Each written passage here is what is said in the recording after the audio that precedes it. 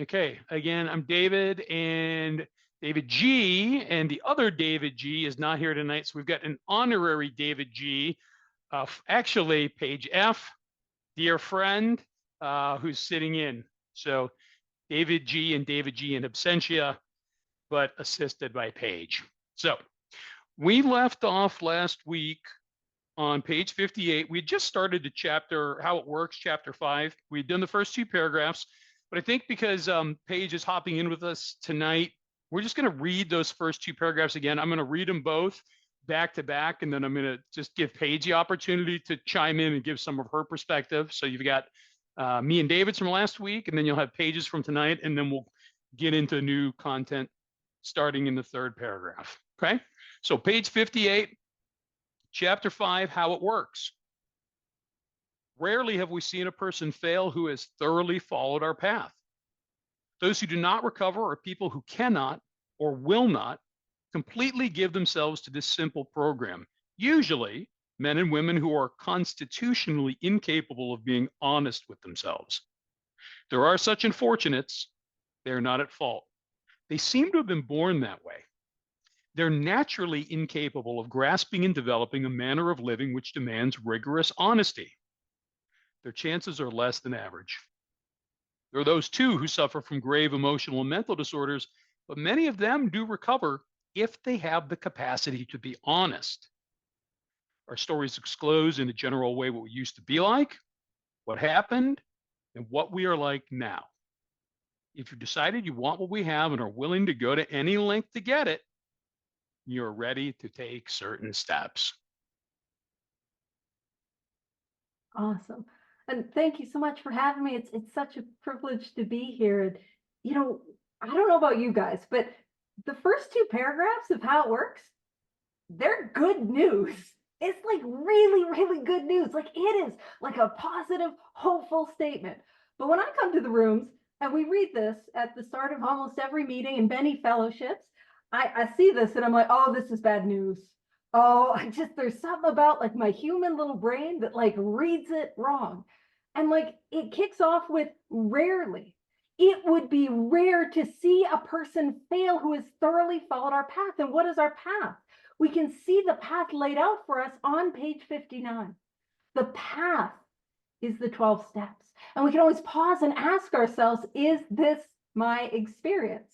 Is my experience is that it is rare to see someone fail who has thoroughly followed these directions? Or is my experience that often, I call it Missy Ellioting, which if you remember in the early 2000s, Missy Elliott had that song, Reverse It. So often I like to reverse it to get the meeting, where it's like, often have we seen a person fail who has thoroughly not done this work, right? And is that my experience? Also, I jumped in right away. I didn't mean if I accidentally stepped on Ashton on your toes, if you had to do some extra dictionary stuff. You're okay, cool. Because I just got real excited. Just always here to talk about the big book and occasionally Missy Elliott. And when it says those who do not recover are people who cannot or will not completely give themselves to this simple program. So what is asked of me? If I want to recover from alcoholism or addiction or whatever illness brings me to this all-inclusive study, what is asked of me? To completely give myself to these 12 steps as a way of life. And I always say, like my life depends on it, as it does, But when it talks about the people who are constitutionally incapable of being honest with themselves. Now, when I work with my sponsees, a lot of times I go line by line with them through the book. I'm not saying that's the best way. I'm not saying that's the right way, but inevitably I will get there and they'll be like, Paige, I think I'm constitutionally incapable. I think this is me. Or maybe that's your experience. You heard constitutionally incapable, like just listening to it at the start of the meeting, and you're like, oh man, that's me. What I want you to know is if you are able to show up on time for this meeting and you've been coming week after week after week, you are not constitutionally incapable. Your constitution is capable. It's just there's something about our brain, at least my brain, that's like, no, that's got to be me. And I always want to point out, if you are somebody who's been in and out and in and out, maybe you're chronic relapse, or maybe you're like, Paige, I couldn't make it between this week and last week. Paige, I couldn't stay sober. I couldn't stop myself from picking up or acting on that compulsive behavior. What I want you to know is that a relapse is a sign that I have this illness. A Mm. relapse is a sign that I have the mental obsession. It is not a sign that I am constitutionally incapable. Now, what does constitutional incapability look like? Oftentimes, experientially, it's the people who think I don't have a problem and I don't need to do this work. Because what do I got to be honest with? Of course, like cash register honesty is helpful, especially when we get to amends. And of course, it's honesty with you guys, but it's really that with myself. Do I have this illness and do I need this solution? And gosh darn it, do I got to do this work? You know what I mean? And again, it says to be somebody who can recover, I need to be capable of grasping and developing a manner of living. Another way to say this is a way of life, which demands rigorous honesty. So again, what is you're not constitutionally capable, Scott. No, you're not. I didn't read all your comment. If you had more to say in that, I just wanted to call you out. I know him. It'd be weird if I didn't. Well, it'd be on brand for me if I didn't, to be honest with you guys. So what is asked of me is to grasp and develop this way of life. Again, it is a way of life. This isn't a set it and forget it program. I don't work the steps for 3 days, 3 months, 3 weeks, 3 years, and then I'm done. This is how I live my life, and I get to develop it, which means that it's meant to grow. And it does say, even if I am constitutionally incapable, let's say I am one of those who is just constitutionally incapable. Again, if you're here, I just want you to know you're not. But even if I am, it says their chances are less than average. Now, back in the Forward to the Second edition, it gave us what kind of the averages were, which is 75%. So I am less than average, which is less than pretty good. Also, what's my average on my own? 0%, because otherwise you probably got better things to do on a Wednesday. I mean, I don't, but I'm sure you guys do. And then what I also want to point out is it does talk about those who suffer from grave emotional and mental disorders, but many of them do recover. And what is the requirement? Honest with ourselves, honest that I have this problem and I need this solution. And later on in the chat, and I'm not taking us there. You said don't spend too much time ahead, but I mean, in Two Wives, it talks about like if you have a fourth type of alcoholic, somebody who is like just very, very seriously ill, and like maybe has outside mental health issues, it says in any event, have them read this book. So if we're here today, and I have sponsees who have grave means fatal, grave means immensely serious mental and emotional disorders. If we're here today, just the hope in these 2 paragraphs is that, or this first paragraph, that we can recover. And then in the next paragraph, it says our stories disclosed in a general way. Now, I'll be a little pedantic. If we get to it, I'm going to be super deep duper pedantic on page 60, but here I will only pedant a little, just a baby. And it says our stories disclosed in a general way what we used to be like, what happened and what we are like now. So it's not what it was like, what happened and what it's like now. It is what was I like? That lack of control, lack of choice. What was I like living in the bedevilments and the spiritual malady? And what happened? And what happens in the rooms of 12 steps is the 12 steps to produce a spiritual awakening. And what is my life now that I have that awakened spirit? That's what I meant to share on. Now, this question, or this statement, I can turn into 2 questions. If you've decided you want what we have, I'll stop there. Do I want what you guys have? It's okay if the answer is no. If the answer is no, absolutely fair enough. I love you too. Sorry, that was a direct message without any context. It sounds like I'm just a crazy person.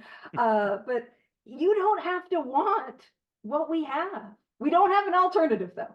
Well, I will say the alternative is the bottom of page 25. I'll call it that. But like, if you're like, you don't want it, that's cool. My job, my book is hardcover, but I'm not here to beat the willingness into anyone. You know what I'm saying? If you don't want it, you don't have to do it.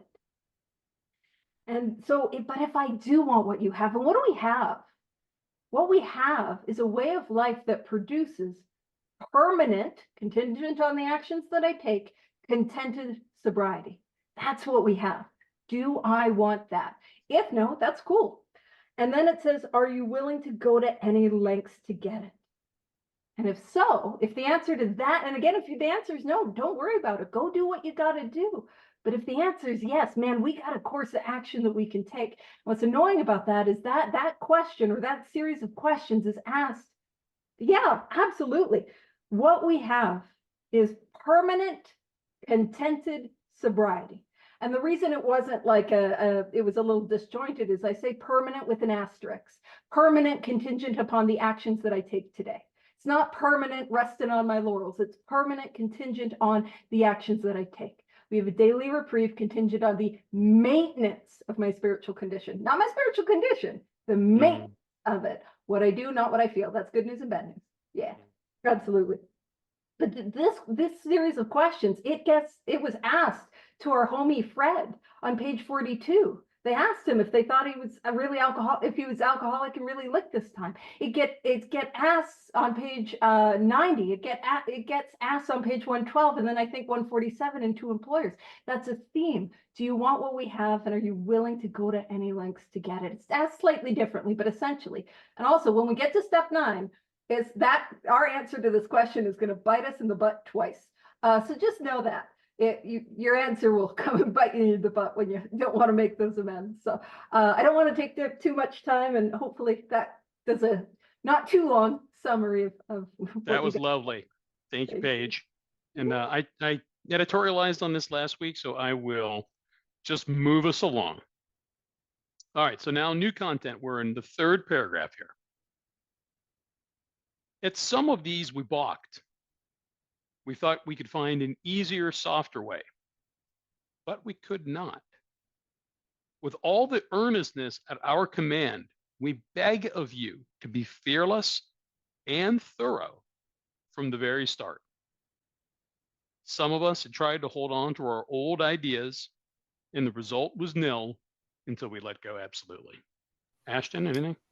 Yeah, I have a few definitions actually. I have a definition for balked, meaning hesitate or be unwilling to accept an idea. At some of these, we hesitated or unaccepted the idea. I also have thorough, which means exhaustively complete, painstakingly accurate or careful, and absolute. So we beg of you to be fearless and exhaustively complete, painstakingly accurate and careful and absolute from the very start. And then nil, meaning nothing. Some of us have tried to hold on to our old ideas, and the result was nothing until we let go absolutely.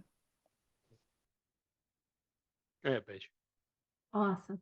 And I love that. And Ashton's got the very fancy, technical and appropriate definition of balk. But I always look at balk as like sports. We were talking about sports. And I know we got some people from Illinois. It doesn't matter if you're a White Sox or a Cubbies fan, and I know there's a difference. But a balk in baseball is when the pitcher begins to throw the pitch, but then has that sudden stop.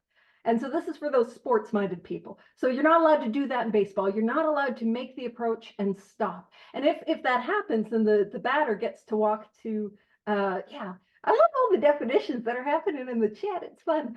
Which again, there's a time in my life there's never a time in my life when I was cool.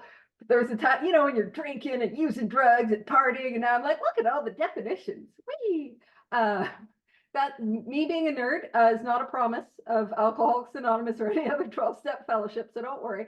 But that idea that the batter then gets to go to first base, so you're not allowed to start and then stop. Another way to look at it is if you've ever seen people do horseback riding, and where they do that show jumping, where they jump over the fences. If you've ever seen a horse just gallop towards the fence, but at the last minute goes, whoa, no, and the rider then tumbles over. And so one of the things I love is the book meets us where we're at. At some of these steps, I'm sure we've all done that, where we see the steps on the wall or on the Zoom screen or on page 59, and we're like, whoa, not that one. No, not that one, where we balk or we sit down on a 4-step or try to avoid our amends. I know I'm the only one that's done that. You're all very spiritual and always willing and not have any fear, but I've done that. And I also, so it's meeting us where we're at and taking us where we need to go. And so one of the things is a lot of times when we hear how it works read at a meeting, we kind of hear it as like a little like the Peanuts teachers, you know, Charlie Brown, their teachers. It's a little wah, wah, wah, wah, wah, wah. And David, you did a phenomenal job reading with emphasis. But it talks about we thought we want, heck, who didn't want an easier, softer way? You know, I thought I was hoping I had some diet alcoholism or like addiction light, you know, so I could do just a little bit of this. I wanted that easier, softer way. But but we could not. Like we couldn't. Is that my experience that I've come to the end of myself? With all the earnestness at our command, we beg of you. So this is not some wishy-washy language. We're begging. Fearless and thorough from the very start. And again, the result, if I'm holding on to my old ideas, my old ways of doing, the result is nothing. Like Ashton said, nothing, nada. Isn't it rude that I can't, we're going to talk about half measures here in a bit. It's a little rude. I was kind of hoping I could get a little something for something. The result is nothing. What is nothing? Nothing is drunk. Nothing is relapsing. That is the result until I let go and dive in with complete abandon. And that's what I'm called to do. And that for me is what the third step is all about. I see these steps and I got to dive in, and I don't know what's going to happen. It's going to be a leap of faith, but I got to dive in. So I think that's all I got to say. I know I should be using the thumbs up, but I'm just auditory. I'm like, you're getting there. I'm watching your thumb. It's happening. Awesome. Thanks, Paige. So, yeah, Paige touched on this a moment ago too. As you guys know, I frequently point out when I feel like Bill is using his language, how he's writing something for particular effect and emphasis. And he's not consistent about this as we go through the book, right? There's sometimes he kind of meanders, and we agnostics, there's some paragraphs where everyone's like, we're reading it and we're like, what are these words and what's he saying? And, you know, we got to really look at it to make heads or tails. But this is a really powerful way that he's communicating. Think about the words that he's choosing here. So some of these we balked, you know, and Paige and Ashton both talked about this. We stopped short. We resisted, right? I looked at the list. How many of us came into recovery for the first time, never had any concept of what was on the wall, started skimming, went to number 9 and thought, I'm never going to do that. In fact, I'm going to do my own 9th step, which is where I'm going to go and demand apologies and amendments from everybody in my life to this point, right? Everybody wants to balk at 4. Everybody wants to balk at 9 as a result of what? Us not properly sponsoring people, right? As I frequently say, both of these steps, all the steps, but especially 4, because it comes ahead of 9, it is a celebration. There is no need to balk when I understand that the 4th step is a celebration and it's going to result in a significant change in my life. It's going to particularly save my life. We thought we could find an easier, softer way. Of course. My entire existence was based on an easier, softer way. My approach to everything was outthink or outmuscle. And if those two things didn't work, then I resorted to slipping the angles, the gray area, right? Conniving, cheating, stealing. I only knew easier, softer way, but we could not, not when it came to my alcoholism, not when it came to my addiction. And then this sentence, and Paige hammered this too, about what Bill's saying here. With all the earnestness, all of the honesty, all of the intensity and integrity at our command, everything that we can muster, please hear us. We beg of you. Beg of you. Ask yourself this. I'll ask myself this. When was the last time I begged a newcomer to be fearless and thorough from the very start? I am not in the habit of begging, but when I read this powerful language, it occurs to me, we are on a life and death errand here. Ought not I give the dying alcoholic a little bit of begging? Dude, bro, please understand. If you're not fearless and thorough from the very start, you could die, right? I'm begging you, man, get in this journey with me. And by the way, thorough, and I did talk about this last week, in that first paragraph, we've got honest, honest and honesty, a form of honest 3 times. We had the word thoroughly. We had the word completely, synonym for thoroughly. We had thorough again, in this last paragraph. Are you noticing a theme here, right? Certainly willingness, and I'll circle back to that, but so much thoroughness and honesty. And I mentioned this last time, and I'm just going to mention it again for anyone who wasn't here last week. At the risk of doing what we say we're not going to do, jumping ahead, just real quick, on the bottom of page 65, after our little chart of the first 3 columns of the 4th step, underneath the chart, underneath the example, it says, we went back through our lives. This is the direction, how you do the fourth step. Nothing counted but thoroughness and honesty. That is the direction. That is the measurement for how effectively I did my fourth step, but unequivocally, that is the measure of how I'm working all my steps. That is my measure of how I'm working all parts of my recovery. Did I do it all? Thorough, completely. And was I honest? Did I tell the truth? Omitting nothing. Think about it, guys. Those of you who've been around for a while, and even those of you who haven't. How can I go astray if in my program recovery I'm being honest and thorough? I don't see how it's possible. And the net result of that is guaranteed recovery if I do all the work. Recovery is guaranteed if I'm thorough and honest. So back on 58, some of us tried to hold on to the old ideas, our old ideas, and the result was nil, nothing until we let go. Absolutely. And Paige touched on this too, willingness. Just a hint of willingness, just a little tiny mustard seed sample, tiny grain. We just spent an entire chapter, we agnostics, where the overwhelming message from Bill is like, please, dying alcoholic, dying addict, do yourself a favor and just let a tiny little beam of light crack through the door. Just be willing. Don't have to believe, just be willing to believe. You don't have to lay aside all your prejudices, just start to lay aside, right? Because the magic and the miracle of this is if I can do that, if I can crack the door just a bit, if I can start to shave off and stave off some of those old thoughts and feelings and attitudes, God gets behind me. He pushes me up the hill. He scoops me up in his arms and he carries me through this. If I can take that first step to start the journey, and I was going to say, don't take any steps backwards, but if I take a step backwards, it's okay as long as I took 2 steps forward before I took the step backwards, right? Continued incremental progress. Moving on. Remember that we deal with alcohol. Cunning, baffling, powerful, with an exclamation mark. Powerful. Without help, it is too much for us. But there is one, capital O, who has all power. That one, capital O, is God. May you find him now, with another exclamation mark. I have 2 definitions. I have cunning, which is deceiving, and baffling, which is impossible to understand. So remember, we deal with alcohol, deceiving, impossible to understand, and powerful. Find us something for powerful, would you, Ashton, please? Yeah, I will. Thank you. And feel free to interrupt me when you get it, unless you got it real quick. Cool. Sorry, don't draw attention to how long it takes to find the things. All right. You know what I love about that is like alcohol, drugs, codependency, whatever's bringing you to this study here tonight. Yeah, patient, progressive, fatal. How does it become cunning, baffling, powerful? You see, I speak about this a lot. Like I got some food allergies. Like I'm allergic to onions and I'm allergic to peppers.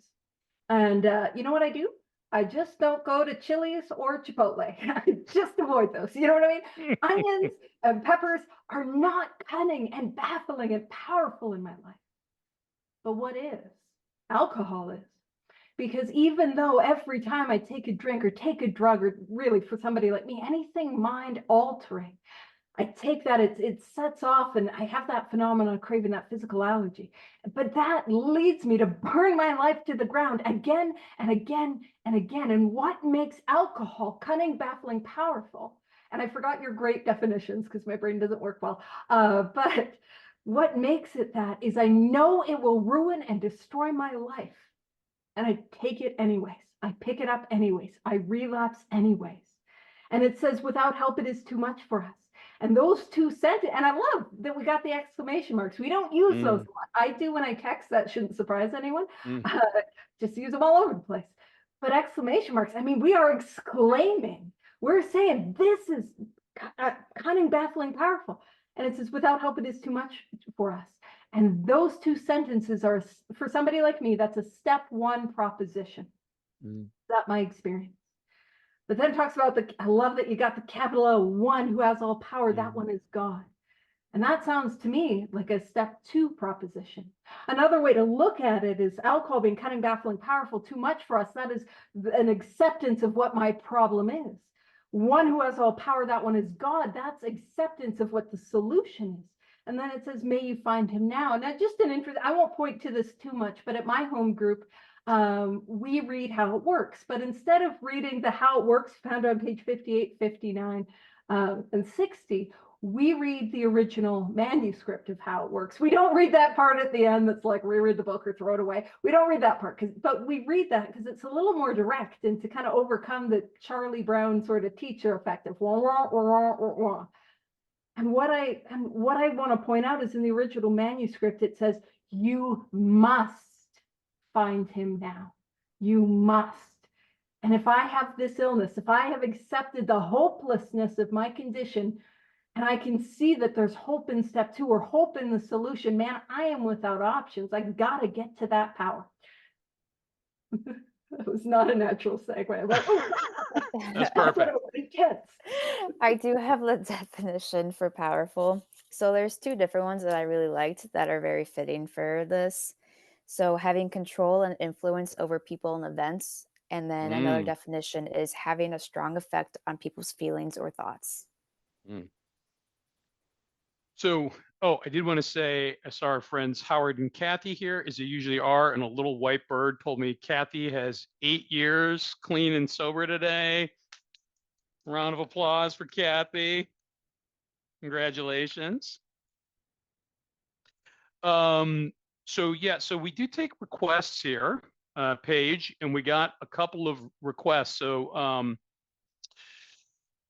one was, be helpful to talk about those who are not thorough and hold on to their old ideas, who do not drink and remain not drinking for years. You want to take the first stab at that, or? Yeah, absolutely. And I'll tell you what that looked like from my experience. You know, like I talk about permanent, contented sobriety. I'm a drunk that's got a high pain tolerance. And what that means is I can put some days in between my last drink and my next drink. But I'll tell you what those days look like. Those days for me look like that inability to get out of bed without having, you know, when you wake up and the monster's on you, you know, the monster, man, I effing hate myself. I should just kill myself. What's the point? That. And I wake up and then I got that anxiety that's so bad it feels like somebody's stabbing my shoulder blades. I face life and life turns gray. You know what I mean? The color's gone, the magic's gone. I'm just doing this thing and it's a slog.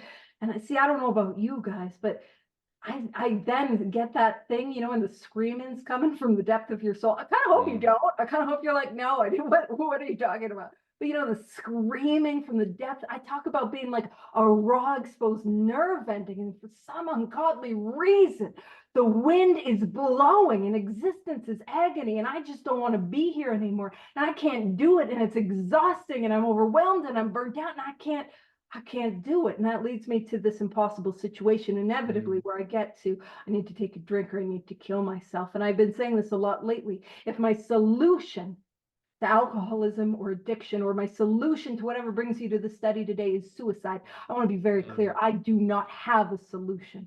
But here, today, we have a solution. Now, I also want to share something with you about, here's my experience. About like, yeah, I can take a run at this thing. This is not a set it and forget it program. And this is something that happens to me and it happens to many people I've worked with and that I've known, where we do this thing and we are searching and fearless and thorough and maybe not perfectly, but we do our best at it. And you know what happens? It works. And it's like, holy cow, it works. I won't, you would have thought, you know, it's a chapter, how it works. I'm like, it works. I'm like bowled over at the surprise of that, right? It works. But then for one reason or another, maybe it's complacency, maybe some life stuff starts piling up, but we slowly ebb away from the daily program of action that this book, This Way of Life, provides. And even though, and then that, so even though I'm not doing the work, and then stuff starts piling up, and that life starts to get gray, and it starts to get out of, it starts, my thoughts get going. It's hard to get out of bed in the morning, that sort of stuff. Mm. And even though I did the work, and without question, it worked. And even though in this moment of pain and agony sober, I know I'm not doing the work, the most baffling thing is I'm absolutely convinced the work could not possibly work. Have you guys experienced that? Where it's like, I'm not doing it. I did it and it worked. But no, I don't need to do an inventory page. An inventory couldn't possibly help me. No. And that is a tough place to be, where I can back myself out of the rooms thinking I'm different and this thing doesn't apply to me, and start thinking, no, it's my other stuff, So yeah, I think that's what I wanted to say about that. And darn it, I'm just verbal. You're just going to tell me that You're doing great. So I think I've got two perspectives based on experience to this question. And one is that, and I think, David and I bring this up frequently, the rooms of, and I'll just talk about Alcoholics Anonymous for a moment. The rooms of Alcoholics Anonymous are often populated by those certain types of hard drinkers. And what my experience of those hard drinkers is, and the book talks about it, they look like real alcoholics, but inevitably they've got a way to stop drinking when they've got some sort of significant motivating factor, right? Threat of losing their marriage, threat of losing their kids, health threat, prison, things like this. And so I see people like this that don't do all the work and they're physically sober. But what I experience, and the book talks about this too, I'm paraphrasing, but the book is pretty clear. It basically says all 8 billion of us, most of the 8 billion of us on this planet, could probably benefit from some significant spiritual healing. So what I see is these hard drinkers, that they're not thorough, that they're not drinking, and also real alcoholics who somehow, by hook or by crook, manage to white knuckle. And actually, I know what the hooks and the crooks are. The real alcoholics who manage not to drink, that are not thorough, we know we get into other stuff, guys, right? For me, if I wasn't drinking, it was cocaine. If it wasn't cocaine, it was marijuana. If it wasn't marijuana, it was sex and women. If it wasn't that, it was food. If it wasn't that, it was fighting. If it wasn't that, it was spending, right? Oh, so many different symptoms for my ultimate problem. And David is always harping on this. Other David, I'm not talking about myself in the third person. David with hair is always talking about what is our real problem. It is my unmanageable life. It is my spiritual malady. It is my spiritual illness. Right? We just got out of a whole chapter where, again, Bill was really selling us in We Agnostics about, hey, look at how I had a belief system. Look how I had a faith system as I was going through life, and as I try to balk at the concepts of belief and faith. Just look at this, right? It's not as heavy-handed yet. I mean, there's been references to the spiritual solution, but now that we're into how it works and then into action, we're really going to get a head, a heart, and a gut full of spiritual solution, right? So that, whatever that symptom is, the alcohol, the cocaine, the cutting, the spending, whatever, that's what qualifies me to be a member of a fellowship, right? That specializes on that. But my spiritual illness, my spiritual malady, my unmanageable life is what qualifies me for the solution, right? To have a spiritual awakening. And if I'm not thorough and I'm not honest and I'm just white knuckling it, first of all, what a horrible way to live.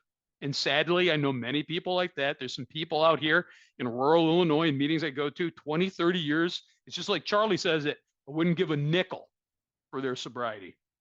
They're just miserable. What an awful way to go through life, right? The easier, softer way we're talking about here, easier, softer way is to do the work and then take other people through the steps and stay close to God, have a good relationship. So much easier than the old life. I mean, so much easier, just scary at the beginning. And Paige mentioned the bottom of 25, right? And that's the scary first proposition we have.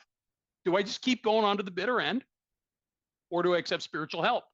So if I don't accept spiritual help, what happens if I'm not thorough? and I'm not honest, I don't do all the work, I am choosing, maybe without stating it to myself, that I'm heading to the bitter end. What an awful way to go through life. I mean, my life today is so amazing. I just couldn't imagine, but I do remember how hard it was at the beginning. So request number 2, can we talk a little bit more about that one? That one is God. May you find him now. Paige, you want to go ahead? Yeah, please. Absolutely. Yeah. And when you pointed out capitalization, right? I always talk about if it is in this book, not perfectly universally, but almost anything that I see capitalized, capital B power, capital G God, capital H, capital B higher power, capital O one. What are we pointing to? It is a synonym that I can use instead of God. And so when we capital one, there is one, what we're talking about is God. And of course, I think the question came is like, hey, hold on. You guys just spent, I don't know how long you guys spent in We Agnostics, but you did We Agnostics, you guys said we could pick our own conception, we could have our own idea. What do you mean one? What if my higher power is more than one? That one, I believe, is pointing to that idea, a placeholder for the name of God. So it's not taking away anyone's right to have more than one God or higher power, that sort of thing. But I also think what we're pointing to is that we have one solution in Alcoholics Anonymous. Sometimes we might hear, we got as many solutions as there are drunks. Gosh, I hope not. I hope not, because I don't know if yours works. You know what I mean? We've got one, and that is the spiritual awakening. And that's, of course, people's spiritual awakening is going to look different. That's okay. But we have a spiritual awakening, a solution, one solution. So that's the approach I've taken. Yeah, and thank you. Nice thumbing. And I'll just reinforce what Paige said, because I'll say the same things essentially. We did just have an entire chapter on We Agnostics, and we were told, it is heavy-handedly suggested that we start to get a little open-minded. And remember the top of 47. When therefore we speak to you of God, this particular word, this particular name, we mean your own conception of God. All right? This applies to other spiritual expressions which you find in this book. I believe a combination of brevity and also Bill having a Christian background and probably finding his awakening through some traditional Western thinking. It's just comfortable throwing the word God around. And I've been saying this for years. You know why I refer to my higher power as God? Because it's 3 letters, 1 syllable. It's the easier, softer way. It's easier than me saying creative, intelligence. It's way too 8 syllables, way too many. Even higher power is 4. God is just a nice, short, simple word, right? And I know some people get offended by it, and that's okay. This is just how I'm rolling, right? So that one is the spirit of the universe. That one is the creative intelligence. That one is Mother Nature, right? That one is the higher power. May you find him, her, it, they now. Moving on. Paragraph 159. Half measures availed us nothing. We stood at the turning point. We asked his protection and care with complete abandon.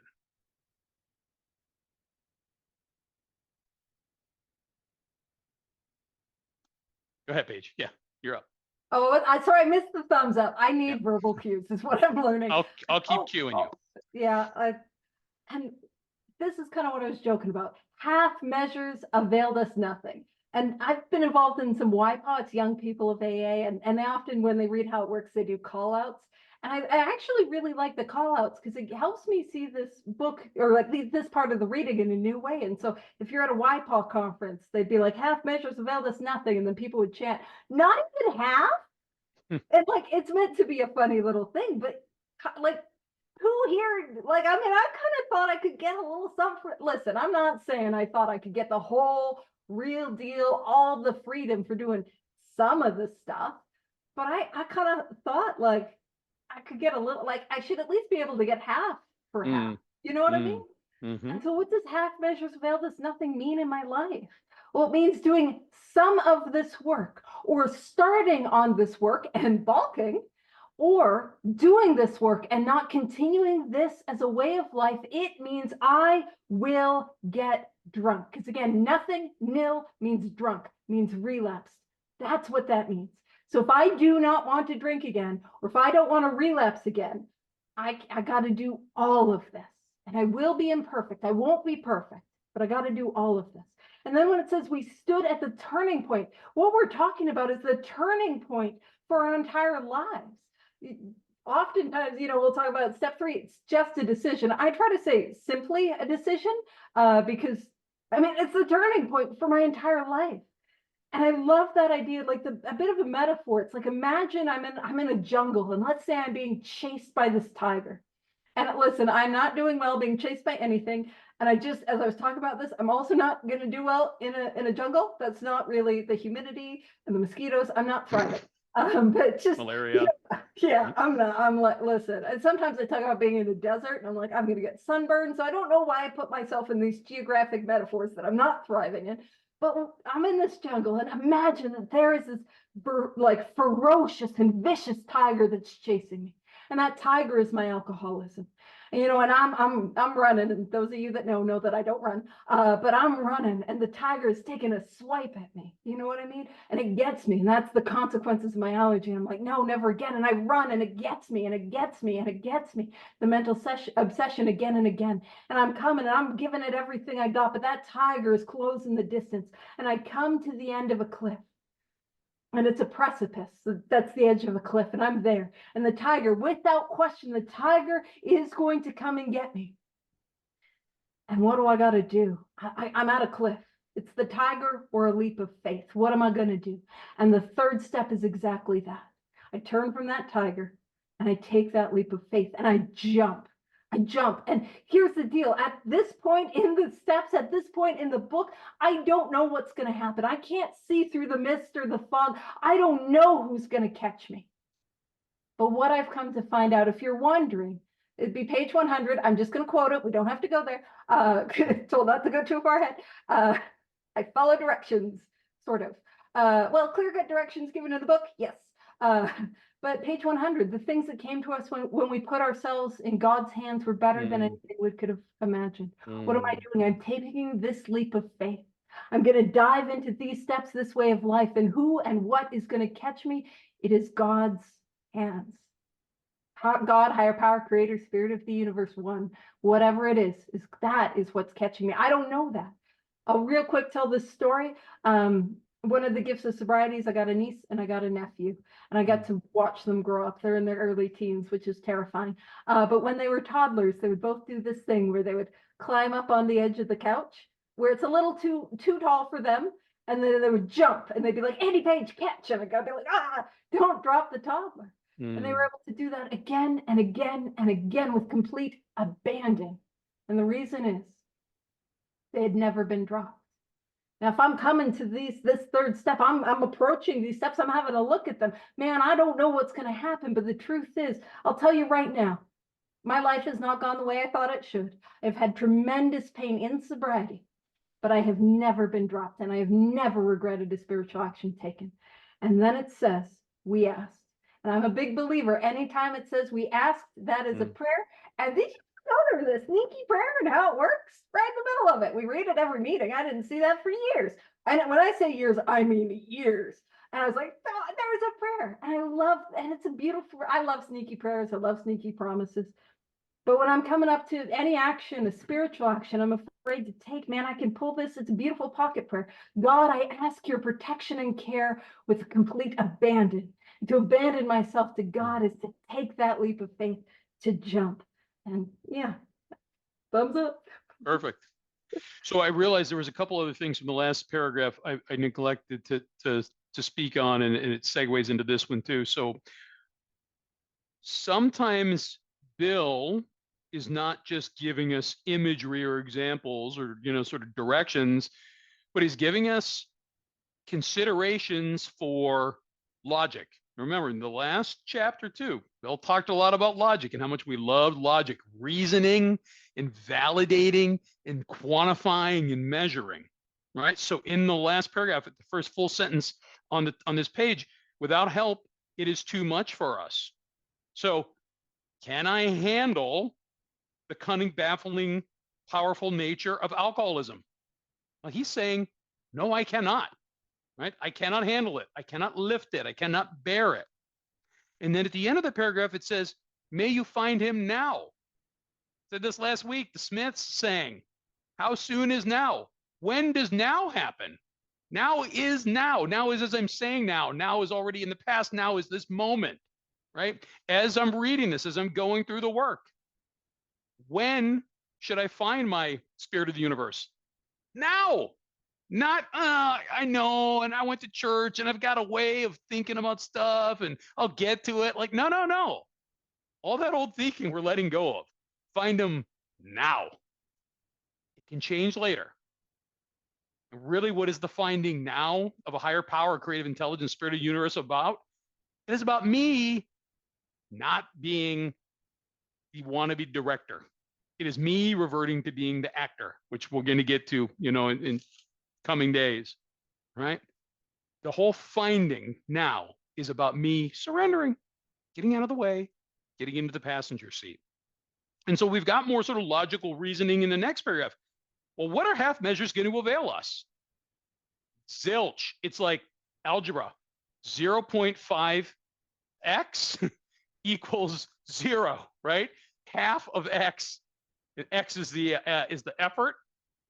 It's going to give us nothing. Right? Half measure is going to give me nothing. 90% is going to give me nothing. I said this before one of our previous sessions.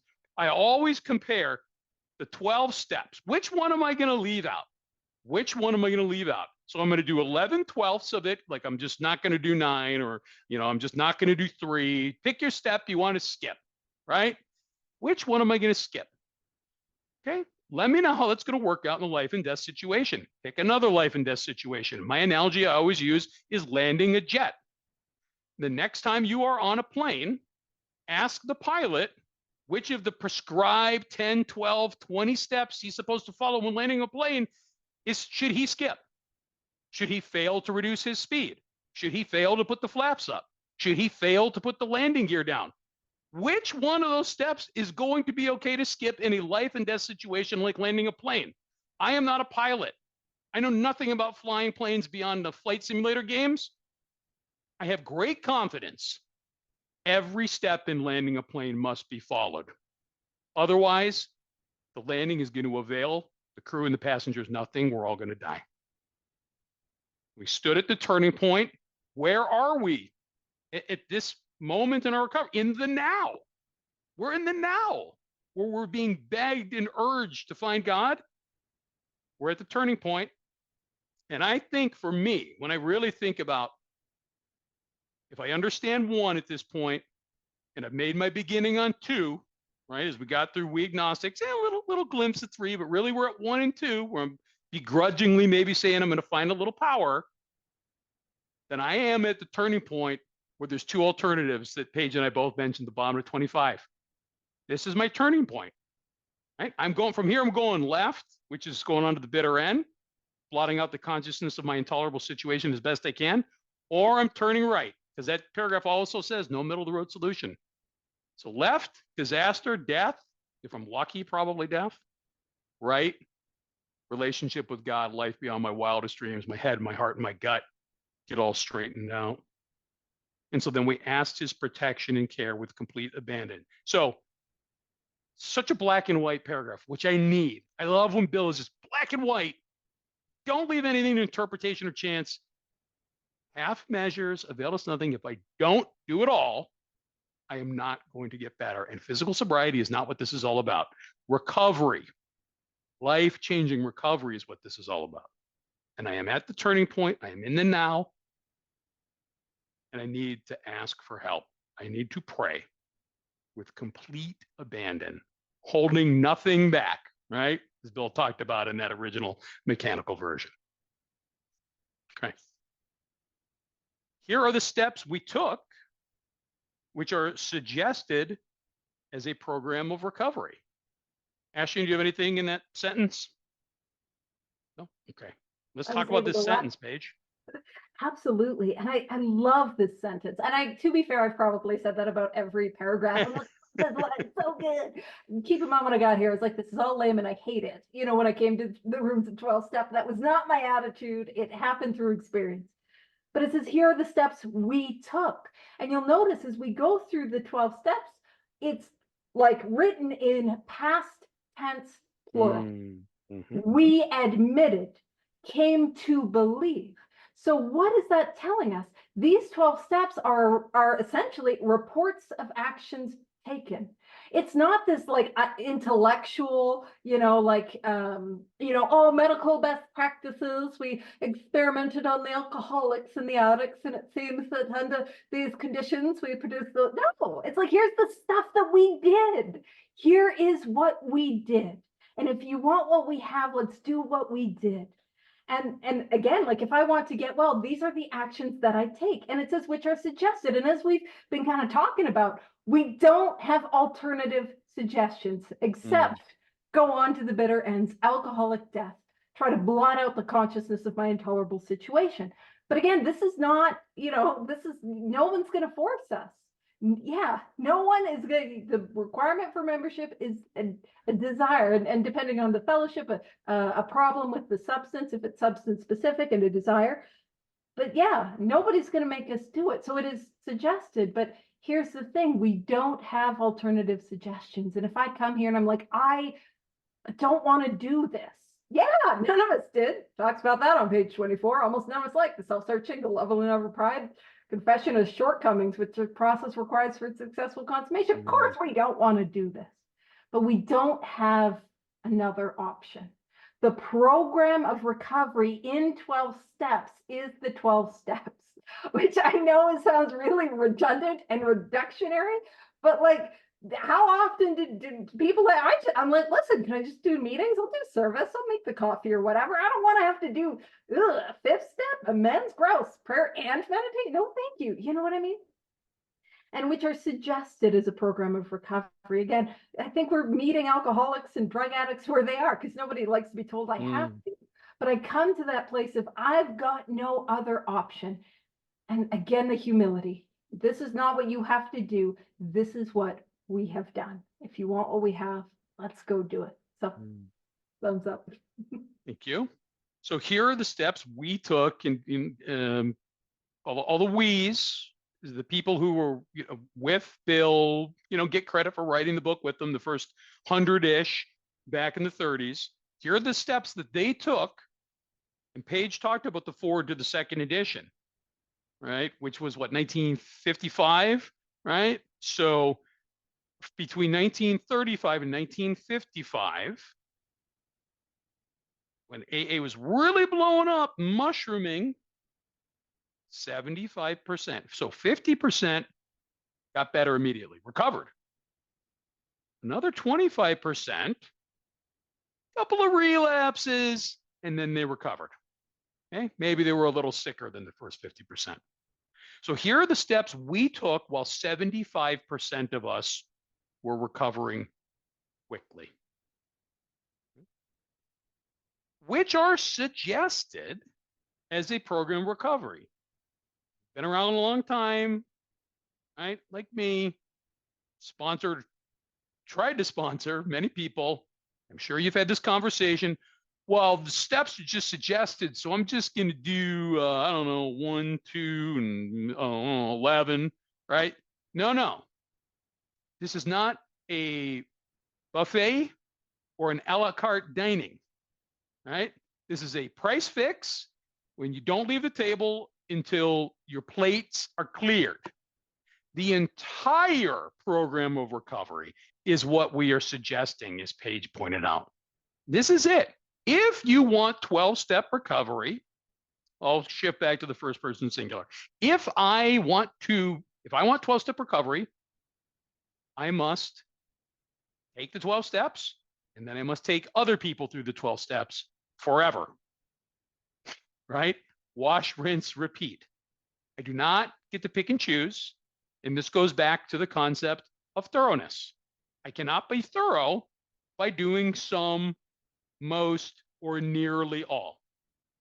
I must do all the work. I must take all the steps. And then gasp. How about after you take somebody through the steps, take them through the traditions? Oh my God. And then me and my study group back home, we're just finishing up. It's about a year studying traditions. Next, we're going to study the concepts and the service manual. And we're all looking at each other like, oh my God, what are we getting ourselves into, right? There is more here. I don't get to just come and take. Ain't what this is about. I must work all the program. I must be in all three legacies, and they must be in balance. And I think on that note, it's a perfect place to stop. Like we're 1 minute towards the hour, so let me kill the recording.